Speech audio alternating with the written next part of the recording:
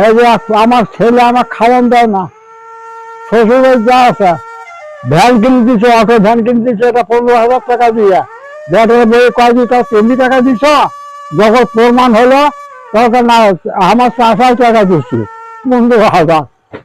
কেন তো মিথ্যা টাকা তখন এগুলো কাহিনী মেরে গেলে যে পড়িয়েছি 12-14 দিন, 12,000 টাকা ঋণ করছি, সেই টাকা পরিশোধ করছি আমি। ঢাকায় একজনের টাকা পাচ্ছিল, সেই টাকা পরিশোধ করছি আমি।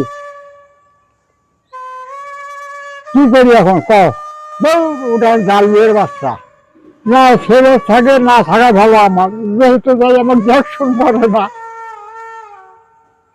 আমি কেন ঢাকা চাষি হয়েছে কি কারণে ঢাকা না খাইলে আমার কপ বটে খাওয়া লাগলে হয়, যাই খাই ঢাকা ভালো মন্দ খাই। আচ্ছা, এখন আপনি বাড়িতে কি যাবেন ছেলের কাছে?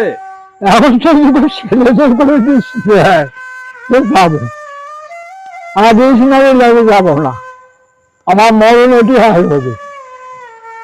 আপনি চেয়ারম্যানরে বলছিলেন কিন্তু চেয়ারম্যান কোনো পদক্ষেপ নেয় নাই। না পোলায় আপনি ফোন দেয় না? না আপনি এখন কিভাবে চলতেছেন? আমি এই ভিতরে কিছু খাইতেছি, মানুষের কাছে চায় যে আপনি চলতেছেন। হ্যাঁ চা চা নিয়ে খাই, আর কি করবো আমি, আমি তো বৃদ্ধ বয়সে তো আমি কাজ করতে পারি না। তাহলে ছেলেরে যে পারলেন কষ্ট করে, ঠিক আছে, এখন ছেলে কি মানে আপনি কি প্রতিদান দিল? কোনো প্রতিবেদন দেয় নাই আমার, ক্লাস লাইন থেকে লেখাপড়া করাইছে আমি নিজের টাকা দিয়ে, মেয়ে পড়াইছে আগে পাস করে দিয়ে দিছি, মেট্রিক চায় দিয়ে আমার বাড়ি করো, এই ঢাকা খালিয়ে আগে পাস করেছি আমি। বাড়িতে গেলে কি আপনার খাওয়ানোর লোক নাই? খাওয়াইয়ের লোক কে হবে, আমাকে খাওয়া লাগবে।